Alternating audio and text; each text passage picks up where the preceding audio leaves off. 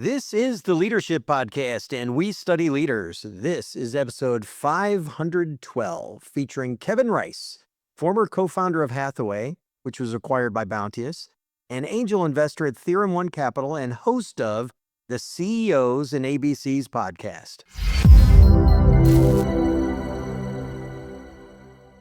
Thank you for joining us today. This is Javas Lopez, founder of Rafty Advisors, and this is the Leadership Podcast. Hey everybody, Jan Rutherford here, founder of Self-Reliant Leadership. Thanks for making us a part of your day as we study leaders.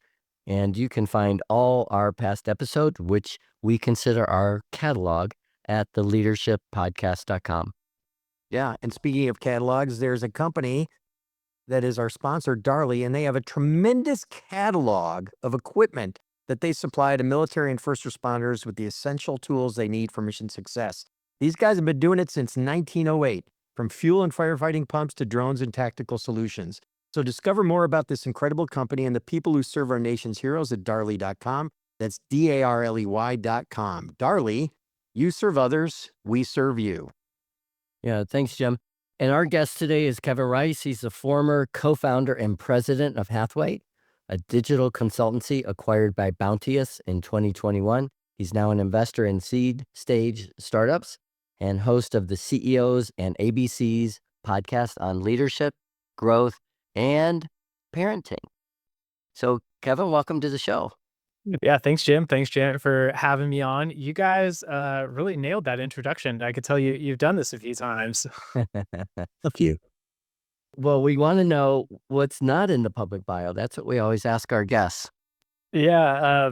Well, I've talked about this a number of times, and you can kind of see it in the background. But one of the things that I love doing with my kids these days is we're constantly building Legos, and we've almost turned it into like the culture of our home. We constantly have a new project we're working on.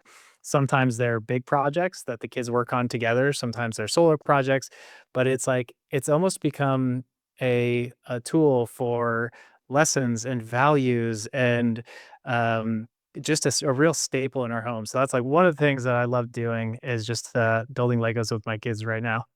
Yeah, That's great. So here's what's really interesting about this. I think right behind me, right there, is a Lego that I built with my son this Christmas. My son is 26. Okay, he's about to turn 26. We're still doing it together. Still fun, but he kind of tricked me. He goes, "Dad, I bought you a Ferrari." And I was like, "What?" It's a Lego Ferrari that we enjoyed building together, but it's something that we enjoyed doing when he was young, and we still do to this day. That's awesome. Nice. Well, my grandkid's got, he's little, he's not even 2. He's got like these big giant Legos that are kind of rubbery. Mm. And it's just a blast to stack them and watch him just smack them down. Just knock them down. Yeah, That- I've got a 2-year-old, and we've got like little wooden Lego blocks. They're kind of like Duplo size, and I can't even get through half of a tower without him just knocking it over. But it's so much fun. Yeah. Well, these rubber ones, they're not like the little Lego ones when you step on, you don't like feel like you broke your foot. But, well, that's awesome. And again, interesting that your show's about parenting. It's interesting in my coaching practice how often parenting comes up. And as we always say, it's hard to be good at work if things aren't good at home and vice versa. But, your podcast, about leading work and showing up at home, how has that changed your definition of leadership as you move between CEO mode and, ABC at home mode? Sure. Yeah. Leadership for me was something, it was like a self-curriculum. When I started my agency, it was straight out of college. So I had no formal training, I had no Yep. corporate mentorship, nothing like that. And so in the beginning, it was very much, I think I was kind of like a bull in the china shop. I Mhm. was just like a driver. It was all about forward motion. And I don't think in the beginning I did a very good job of like bringing people along or having a lot of like humanity and human connection in the teams I was leading. Over time, I started to learn that lesson and kind of changed. But I learned it even more so as a parent. And in leadership, in your career, right? It's about managing performance.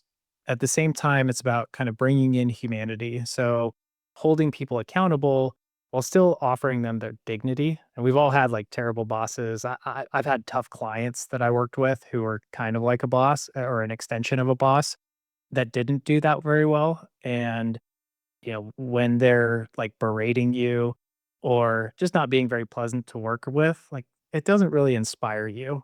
And as you translate that into home life, it's obviously different because kids are, little tiny humans, right? Underdeveloped brains, underdeveloped nervous systems. So you're working with them very differently, but the currency at home is about connection. It's not sales or revenue or EBITDA. It's really about like protecting connection with your kids.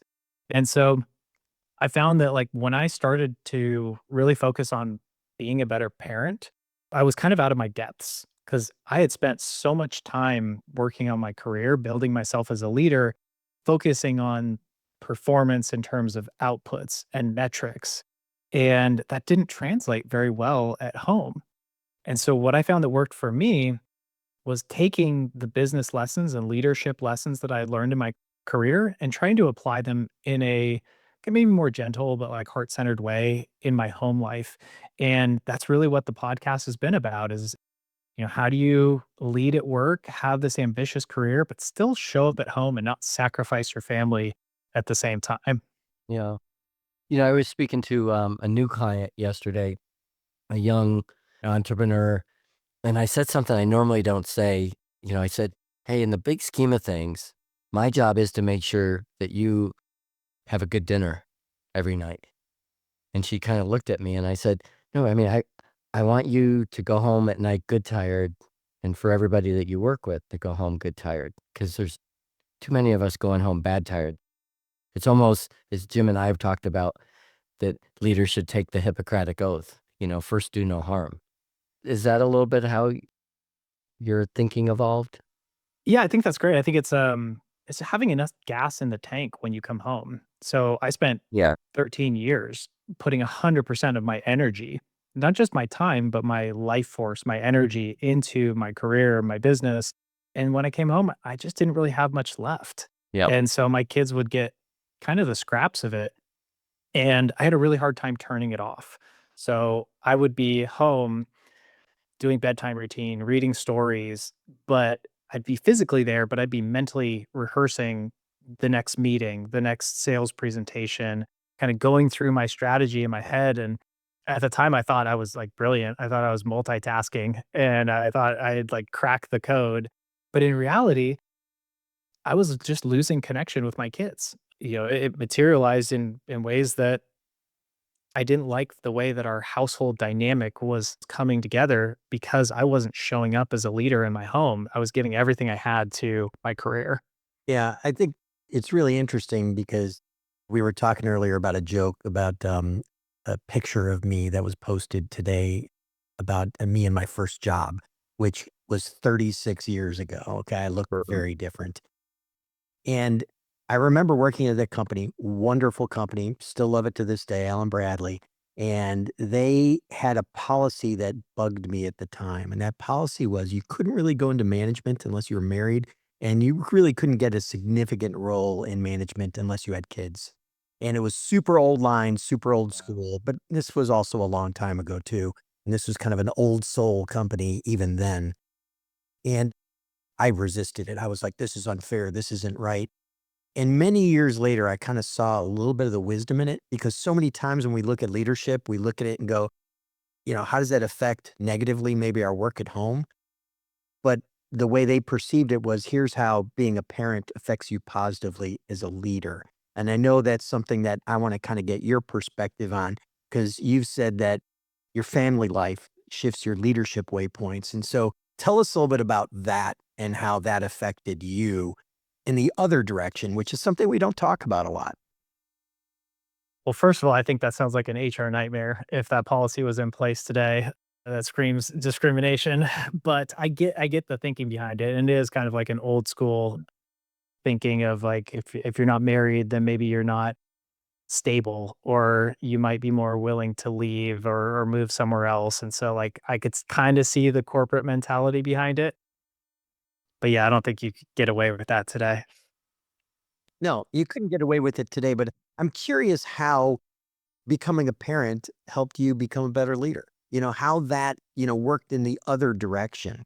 Yeah, I think it forces you to, like, I use the word humanity, right? It's like bringing more humanity into how you operate as a leader. When you're working with kids and they're having a meltdown, you have certain steps of how you can kind of get them at, like, regulate their nervous system, teach them the lesson afterward. And it's not that different than when you're dealing with a crisis in a career setting. Now, like, again, I'm not saying you should treat your employees like a 8-year-old, but there are kind of similarities of when there's a crisis happening within your organization of how you need to, like, lower the temperature in the room, get everybody to regulate, be a part of the conversation, bring them along, and then, like, work through the solution together as a team. And that's kind of the same way that I do it with my kids when they're having, like, a meltdown or big emotions. Yeah. Is there a specific moment that, like, when it really clicked for you? Is there a story or something that's just like, oh my gosh, you know? Yeah, there was. I mean, I had a big, like, turning point. It kind of coincided when I sold my company. It was all kind of in the same couple year period between 2020 and the end of 2021 when my company was acquired. That was, like, the most intense period of my career. The company was growing. We probably added over 100 headcount during that period. At the same time, I'd also just become a single father. I filed for divorce. I had full custody of my boys. They were 3.5 and about 3 weeks old. On top of that, we threw in a global pandemic, so there was a lot going on. I had a lot of pressure and a lot of stress. The way that I managed that, or kind of the coping mechanism that I had, was to just really kind of suppress all of the emotions associated with that pressure. I jokingly, or I, like, refer to it as being in robot mode. And being in robot mode is really about, like, performing at a very high level, but not feeling all the emotions associated with it. And when you disconnect from yourself, you disconnect from the people around you. And so I remember after I sold my company, expecting to really feel like relief, joy, celebration, like this is the pinnacle of my career. But in all reality, the truth was I didn't feel much of anything because I had suppressed my ability to feel into my own emotions. And so by extension, I wasn't connected with my kids either, right? There was this, like, growing distance between us. And I realized things really needed to change in my personal life because I didn't like the way that it felt in my home. It was really like just realizing that the victory was kind of hollow because, career is your passion, or at least for me it was, but my kids, my family is my purpose. And so I was kind of losing sight of the purpose of, like, why I was working so hard in the first place. Yeah, I think we can both appreciate what you're saying, and we've talked a lot about the busyness badge of honor. When you reflect back on those choices you made, what trade-offs have you accepted that sustain what you value, and which ones have been difficult to live with? Trade-offs in terms of, like, how you allocate your time. Yeah. Yeah. I mean, that kind of goes back to this, like, entrepreneur's dilemma. You've probably heard, I think it was like Randy Zuckerberg kind of talked about it in her book, where it's like you can either have work, family, sleep, health, or friends, and you like pick three of them. What I try to do today, or I have over the last couple years, is try to find ways to have more harmony. I'm not going to come here and tell you that you should have work life balance. I don't think it exists for somebody who's very ambitious in their career. If you're a corporate executive or you're an entrepreneur, 9 to 5 is not going to cut it. But what I've found is that I can combine different aspects. So typically when I'm working, I'm on a walking treadmill and I'm getting some calories, burnt while I'm working. I work out with friends so that I get community time at the same time I'm taking care of my health, or my kids sometimes join the workout, and that's super fun. But I try to find ways to combine different aspects of my whole self and then tend to them appropriately based on what's feeling low. So it's kind of like there are seasons and then there's ways to integrate and have more synergy. But no, I mean, we all have 24 hours in a day. That's not, a lot of time to take to, put significant amount of effort into like all those areas at any one Yeah. time.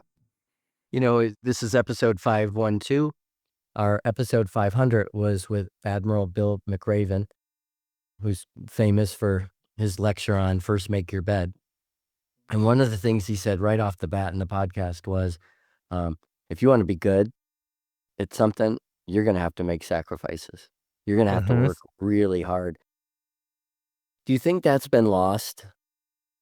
I mean, that it's just been, bastardized, and what that means to work hard, that you're going to be a terrible dad and a husband, or do you think that it still resonates that, there are sacrifices to be made, and as long as I'm present when I'm with the people I care about, whether it's work or home, that's okay.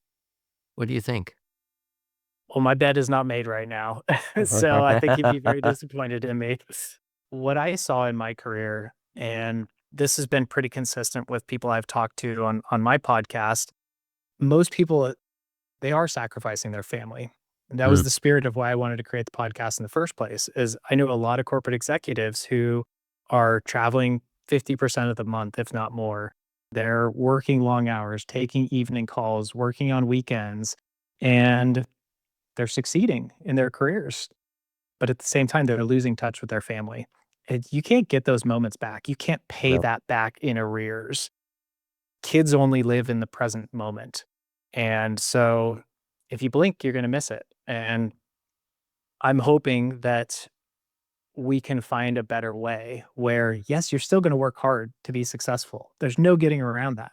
But in the time you do have with your family, if you bring a certain level of intention and presence, then it can make that time more meaningful. Even if it's only 30 minutes or an hour, 1 hour of full presence from a parent is worth more than 8 hours of distracted checking your phone. yeah. And I've heard somebody say recently, it's like, if you really add up the time, you know, the first year is infant, and then from 1 to probably 11. So, and then they are more influenced by their peers. So you really got about 10 years. I Yeah, mean, yeah. And then when they leave the house, you've pretty much spent the bulk of your time with them. yep. I Yep. forget the stat, but it was something like 80% of the time you spend with your kids is before they leave the house. And then Oh, from I, there, you got very little time with them. yep. So, And Jim and I can both vouch for that. Yeah. it's an important job. The stakes are high. Yeah. Well, hey, before I throw it back over to Jim, we always talk about our sponsor, and it's funny we're talking about family today because Darley is a family-owned business based in the Midwest and a trusted partner to the U.S. military and first responders for over 100 years. From mission-critical defense equipment to innovative firefighting solutions, Darley ensures our nation heroes are equipped for success, and you can learn more about Darley's dedication to excellence at darley.com. That's DARLEY.com. Hey, Kevin, I'm super interested in kind of this next kind of topic only because, we talk about, let's say, the humanity of everything and being a parent. And, I think I'm just so happy for you that you came to these realizations and like are really leaning in on it. And that's wonderful. And some people never really do, or they, it's so late they come to the table and have these realizations that is just like it's almost too late to kind of repair some family situations. But what I find really interesting is like this humanity right now is getting so much pressure from things that are just like so far away from humanity, like artificial intelligence.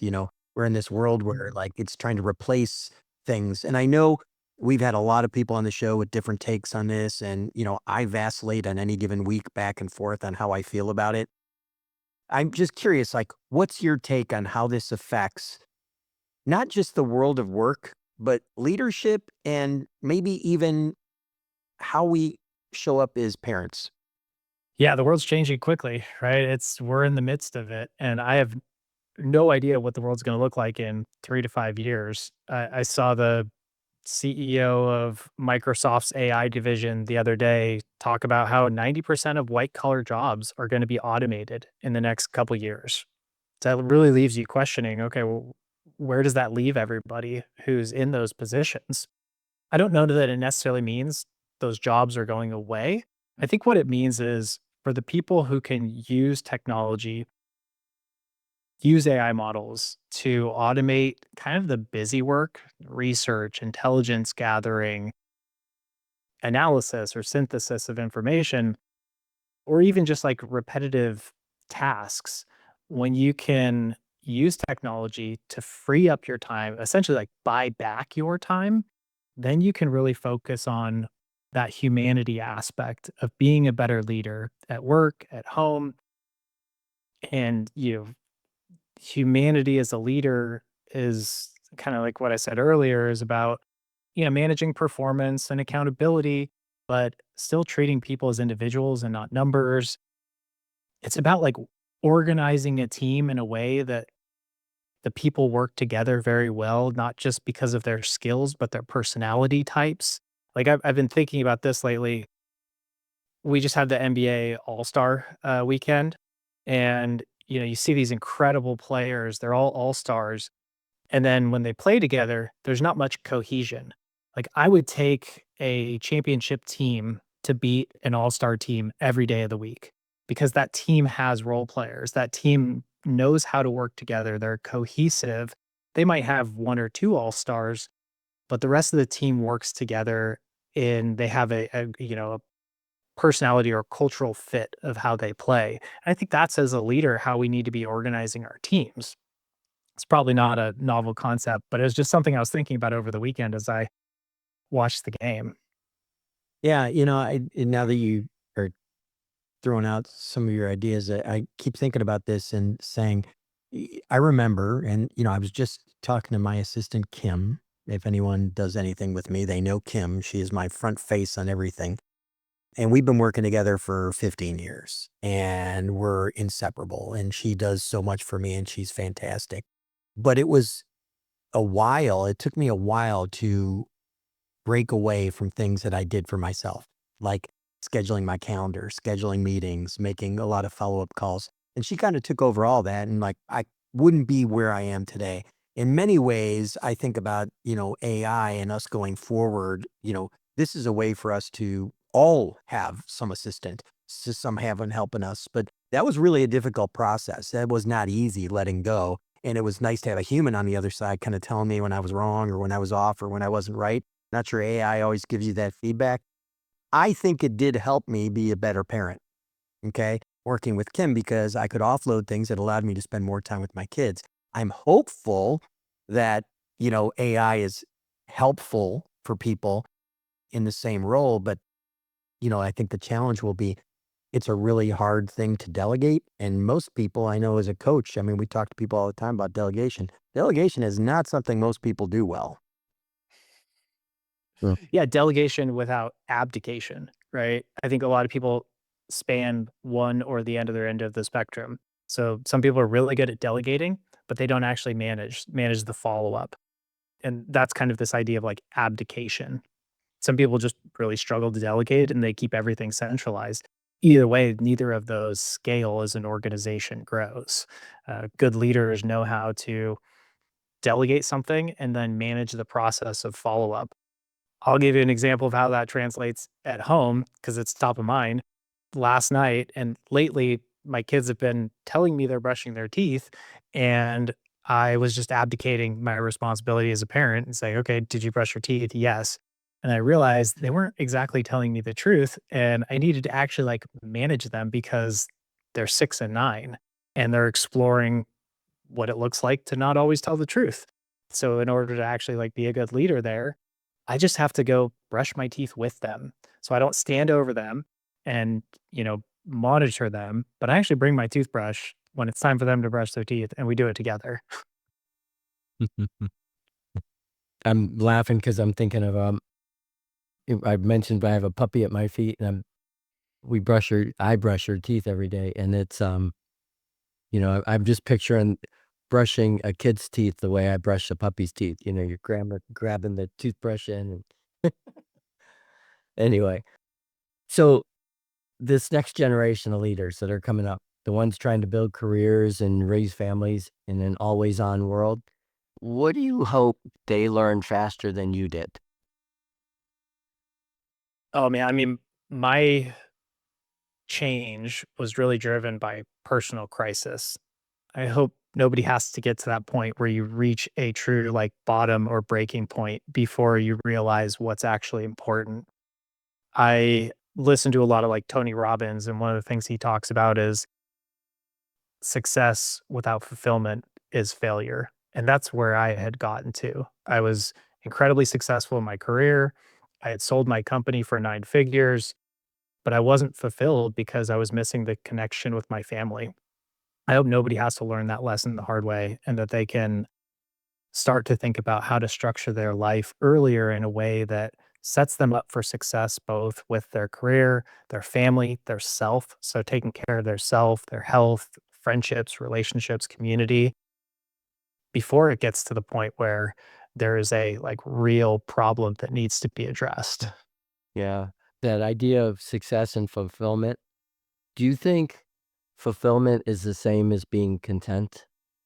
So sometimes people like when I was in my career, every now and then I would have somebody who tried to bridge kind of an emotional gap because I was very standoffish, right? I didn't get super close with colleagues. And I'd have somebody ask me, like, are you happy? Like during the time, it wasn't necessarily that I was happy, but I would say I was fulfilled in my career. It was challenging me. I was learning to progress. I was developing my skills. So I don't know about like content maybe means you're just getting by. Fulfillment means you're like filled up. And when you Yeah. have something that's purposeful, you're passionate about, and it fulfills you, you don't have to work very hard to go after it. It just pulls you towards Yeah. accomplishing whatever that is that you're passionate about. Yeah. I talk about the 5 F's a lot, Mm. you know, family, faith, finances, fitness, and fulfillment. And, I agree with you on that definition, but I also think there's a content that as an executive coach, I rarely see. And that content is where they're happy with where they're at, that they feel that they are striving to reach their potential. When I say, people aren't content, it's like the opposite of that is when I get to X, I'll be more fulfilled or more happy. And and I think it's really beautiful when you see people that are really content, that they're at this place. And the person that comes to mind is actually just south of you. He's a chief storyteller of Patagonia, Vincent Stanley.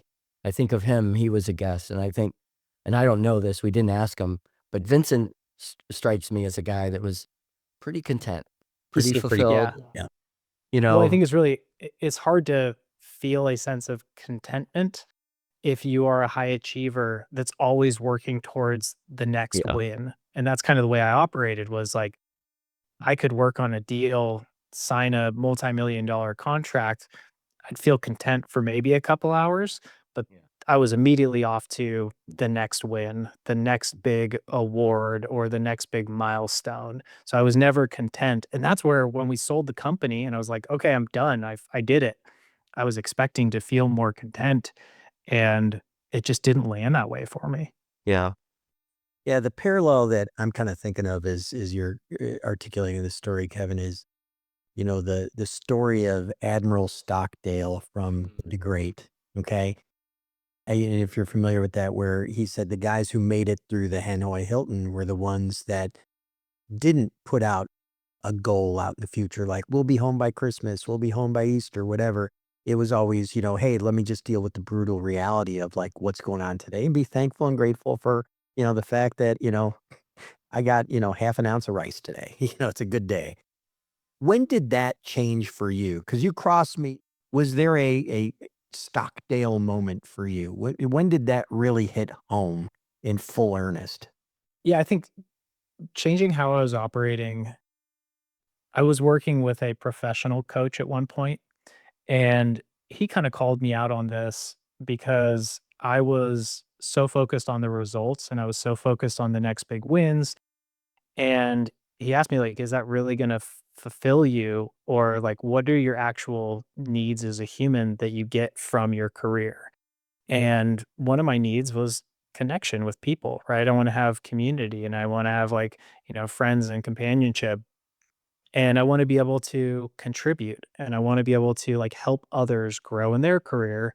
And he helped me kind of reframe the way I was showing up to work every day was not just to hit my numbers or achieve some sort of growth objectives, but it was to show up to build community, build connection with all of my colleagues, and to really focus on helping them grow in their career.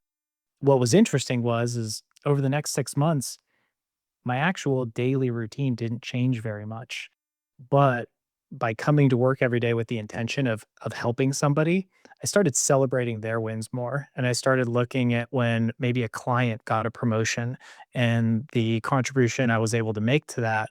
That's what started filling me up. That's what got me excited and out of bed every day. And it just changed my energy going into the office, despite my actual routine not changing very much. Yeah. I'm still reeling from you saying 9 figures. Really, I'm guessing our listeners, I mean, Jim and I work with a lot of people who have done really well.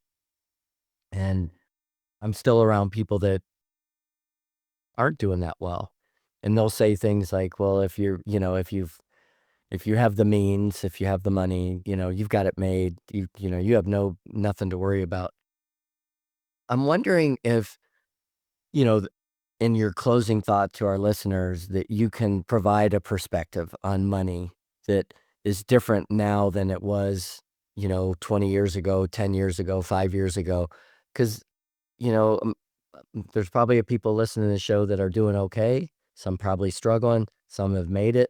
But I think that would be really interesting if Mm. you could comment on that. Yeah, I mean, look, money in of itself doesn't make you happy. It can buy you some freedom, some time, some luxury. So money's a great tool, but money wasn't what helped me find my own happiness. After I sold my company and I went in through this kind of dark night of the soul period, Sure. it was the inner work that brought me out of it and got me to a point of happiness. So, I mean, I did more work after moving on from the company that acquired mine on myself, or at least the same amount of work on myself that I was doing in my career. I started, working with a professional development coach. I started therapy. I started journaling. I started going to seminars. I worked with a parenting coach because I was like totally lost when I started really focusing on parenting. But it was all of that inner work to understand like what was happening when I was disconnecting from myself and going into robot mode. Like, where did that come from? Where did I learn that? How did that start? And tracing it back to childhood and starting to go back and realize my patterns. And once I kind of did all that inner work, that's what brought me out of it and allowed me to like experience joy and celebration and love and connection again. Do you think a big theme on our show over the years has been a lot of people self-made and they went through a lot of adversity and they would say, thank God, that was the greatest gift. Do you think if it took longer to get where you're at, there was even more adversity that would have changed the trajectory of what you went through? I mean, I certainly went through a lot of adversity. Yeah. I think your point though about like, hindsight and looking back at something, it's Yeah. always a great exercise to do because there's so many moments in our life that in the moment it feels like the world is ending. I'll give you one example is we actually almost sold our company at the end of 2020 and we were literally like hours away from signing definitive documents and it actually was right before Christmas. So this was going to be like a big Christmas present. It fell through and I was just devastated. Fast forward less than 12 months later, we sold the company for 5 times more than we would have sold it for. And so now I look back and I'm like, thank God that happened. Mhm. It was the best thing to ever happen to me. And that happens in, relationships when you end one and you find the person you're actually supposed to be with. So I find that when I'm going through adversity, kind of zooming out and looking at my life from a like a 10,000 foot view and saying, okay, like I've been through periods like this before. I've been through period. This is one moment in a much bigger life, like helps me not get caught and stuck and spiraling in that moment. Cause I Yeah. know that there's a big, many chapters to write ahead of me. Yeah.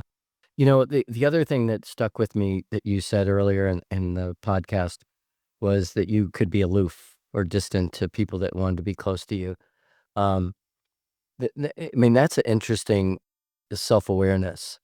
And this week with some clients, I've heard some horrible tragedies that have happened to the people I work with, the employees of companies I work with, just horrible things. And it was a reminder to me again this week that everybody's dealing with something. And so as you said that, I was thinking, all these people that, needed you, in some way, shape, or form, are all dealing with something. And, what you're reminding me and us is, I think, that we really have to be squared away if we're going to be there for other people, whether it's our kids or other people. And, and it's almost like this sense of urgency. If we're in a bad place, we got to hurry up and get squared away because our job really is to help people at the end of the day. I mean, all of us. I mean, I don't think anybody we've ever had on this show that didn't have a whole bunch of tools that most people don't have. That's kind of why they're on the show. They've written books, they've been successful, they've accomplished things. And, and again, what they find is the fulfillment really comes from helping Contribution. people. Yeah, Yeah. helping people. Yeah. Yeah. Well, it's like the oxygen mask analogy, right? You have to put your oxygen mask on first before you can help somebody else. It's tough to think about sometimes, especially as a parent, because my first reaction would be well, I have to put the oxygen mask on my kids first. Yeah. But if you do that, then you're out of the picture and you can't continue to help. And so when it comes to how you show up at work, yeah, you do need to take care of yourself so that you can show up as your best version of yourself. And that means getting good sleep, exercising, eating healthy. For me, it was, getting into a meditation practice and breath work and things that would help me regulate my nervous system when I was feeling stressed. Those are all the things we can do to take care of ourselves, to build our own self-esteem and just be able to have empathy for other people, right? If you're totally drained and you're on empty, like how do you have empathy for somebody else? Yeah, Kevin, this has been a delightful conversation. And I know one of the follow-ups I'm going to have from this is to connect you with David Hirsch. He was on episode 113 of our podcast way back in 2018, and he runs this organization called the Special Fathers Network. Great guy, sharing stories, got a podcast about fathers, most of the time with fathers of children that are like, have disabilities and difficulties and challenges. But I think the two of you should connect and speak. I think you'd have a lovely conversation. And I love what you're doing, and I love what you've shared with us today. So thank you so much for being a guest. I appreciate it so much. Yeah. Thank you for having me on. Yeah. And for our listeners, that's all we have for you this week. We'll include ways for you to connect with Kevin in our show notes. So make sure to visit us at leadershippodcast.com. And remember, family is not an important thing. It's everything. Michael J. Fox. That's a wrap. Thanks for listening to the Leadership Podcast. To listen to more shows or to access the books and content discussed on this show, be sure to visit theleadershippodcast.com. The material in this podcast is copyright by Rafti Advisors and Self-Reliant Leadership and must have written approval before commercial application.